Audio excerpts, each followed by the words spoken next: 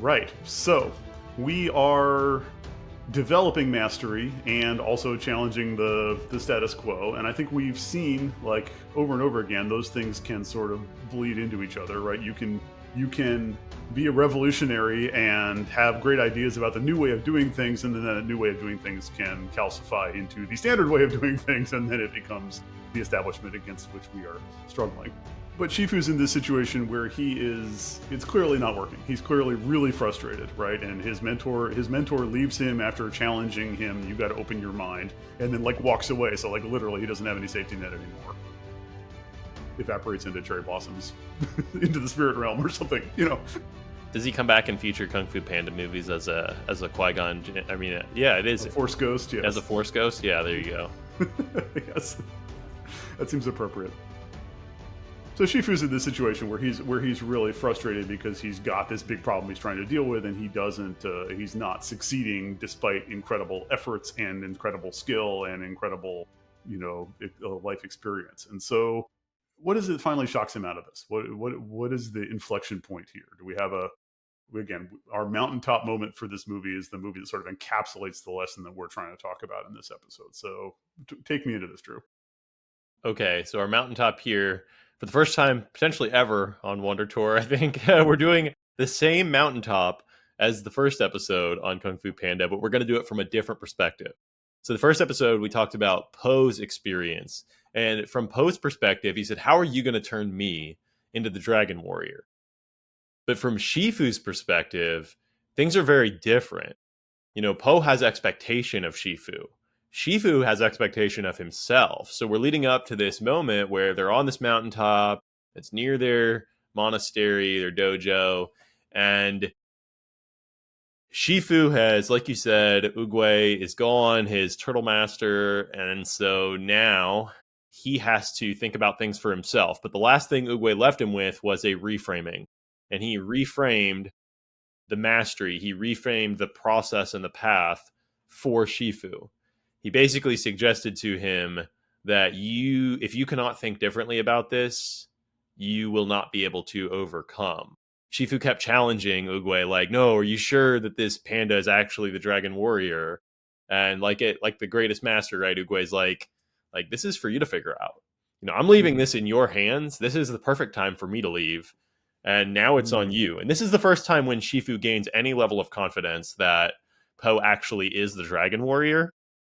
And so when he comes back to have this conversation with Po now, he is forced to reconsider his process. Instead of just continuing to force Po through the same rungs that he puts all the Furious Five through, he's like, when Po asks him, how are you going to turn me into a Dragon Master?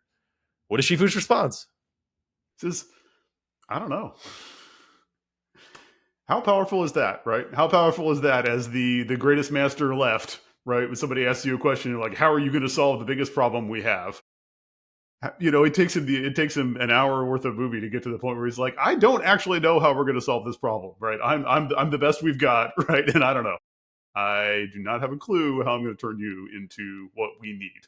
I don't know how we're going to survive the next 6 months.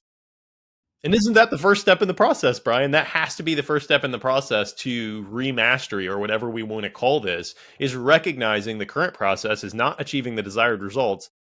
And I don't have to immediately have an answer. I just have to admit what I currently know is not enough. Right. And everything in your experience, everything in your environment of like, oh, you're the master, you're the boss, you're in charge, you've been successful in the past, is telling you you're not supposed to say, I don't know.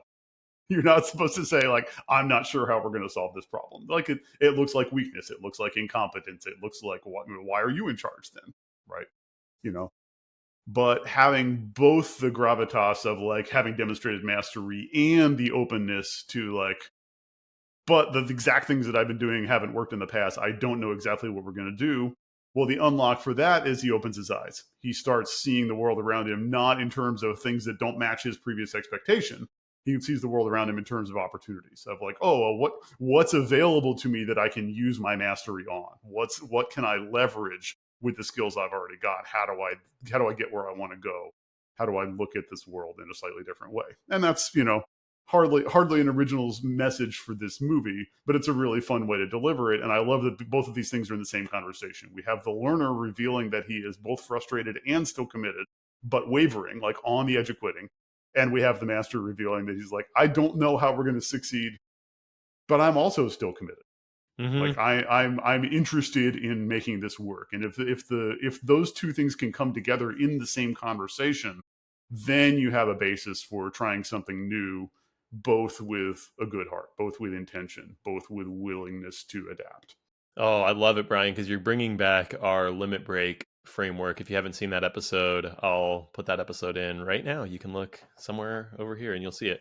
But the limit break talks about how we need to have this dissatisfaction, but that dissatisfaction with the way that things are needs to come into alignment.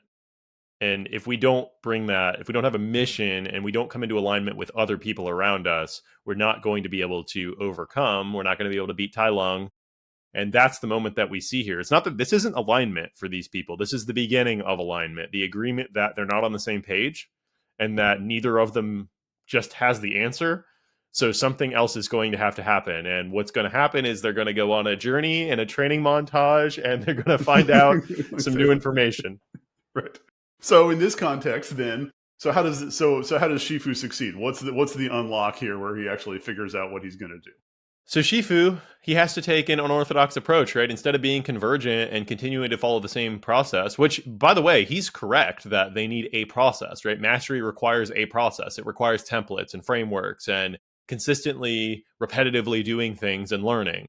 That is not off point. We're not changing that aspect. And that's where when we talk about adapting the process, the key is keeping a process-oriented mindset, but just considering that the old process is more malleable and some of it may need to be thrown away completely. And that's what he does, right? Instead of assuming that Po, from his perspective, is this highly motivated kung fu master who has all these capabilities, he walks into the room where Po's in the kitchen or the cupboard or whatever, and he's foraging for food, and he sees Po able to perform some of the poses and do some of the moves that he's going to need to be able to do, but he's only able to do it when he's intrinsically motivated to be able to get the next dumpling or cookies or whatever.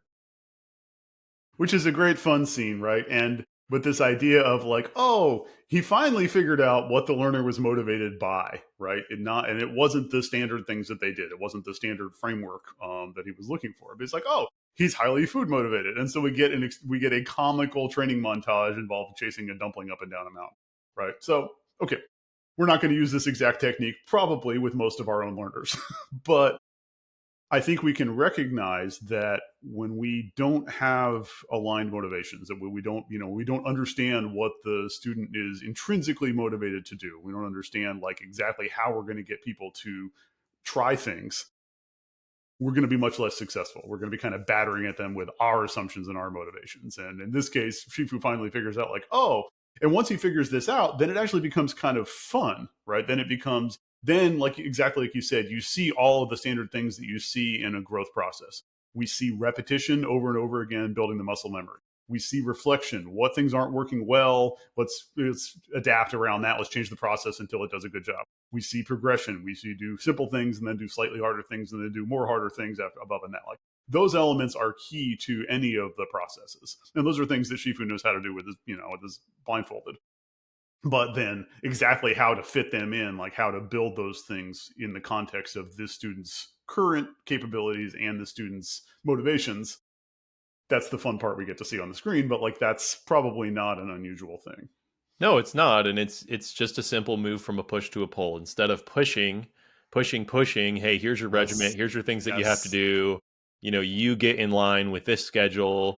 He creates a pull and he just says, okay, I'm going to put this over there, this thing that you want, and you'll come to it. And then on your way to it, I will curate activities for you that will teach you. And then you will be motivated because you're moving toward the thing that you want in the first place. And that is a whole nother series, Brian. That would be one series that I might have to get off of Top Dead Center on.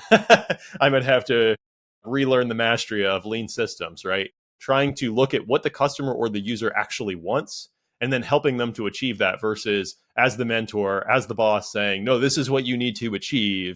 and I'm seeing everything through that lens, and then I'm putting you through the ringer trying to get you there. Right. It's again, like you said, you can use a lot of the same processes to be able to do it.